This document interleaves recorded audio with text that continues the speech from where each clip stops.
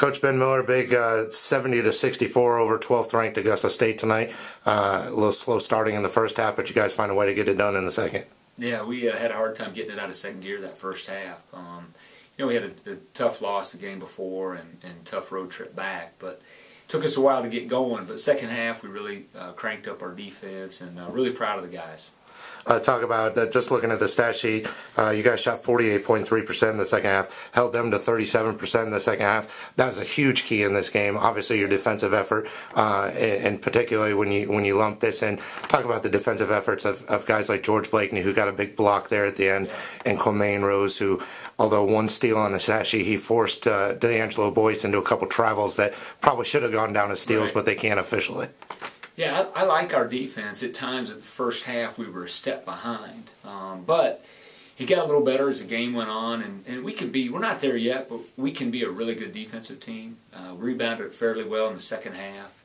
But Q does a good job on the ball, and George was big in the paint. And then as the game went on, our guys started adjusting to some of the stuff they were running, but just a good team effort all around. Yeah, talk about some individual efforts tonight. George Blakeney, the 17 points, 10 rebounds, his fifth double-double of the season. You look at the free throw attempts, 9 for 10. I mean, you got to like that from your big guy.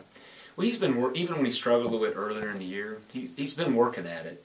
He's a very hard-working young man, and I'm glad to see it pay off for him tonight. He was played at an all-conference level tonight. Shamil Brackett, career high 5 3-pointers on just 7 shots from the perimeter. I mean, you got to be pleased. Especially, I heard you talk to Robinson writer Brad Crawford. You're really pleased with your seniors in the second half. Yeah, they stepped up. We met a couple times after we got back from that road trip, and they've been really good leaders.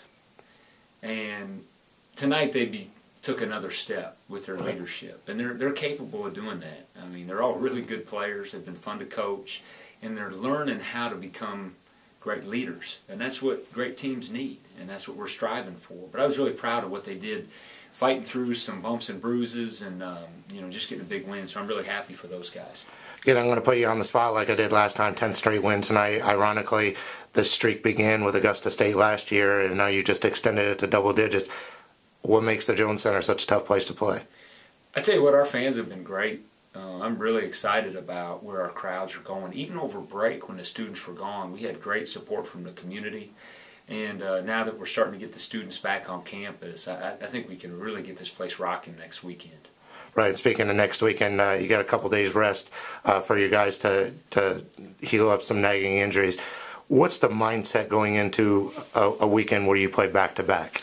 Well, fortunately, again, I think having a couple days here, this may be the last time this year we can give the guys a couple days off, but then we'll still have 4 days to prepare for the weekend. And I think we really got to take advantage of our depth. We're 10, 11 deep, and even guys 12, 13, 14 can play. So I think when you have those back-to-back games, I like it because it helps prepare you for postseason. Hopefully if we have a chance to keep playing where you play 2, sometimes 3 games in a row, that prepares you. And I think we really got to take advantage of our depth and understand the teams we're playing against, they're going through some of the same challenges as well.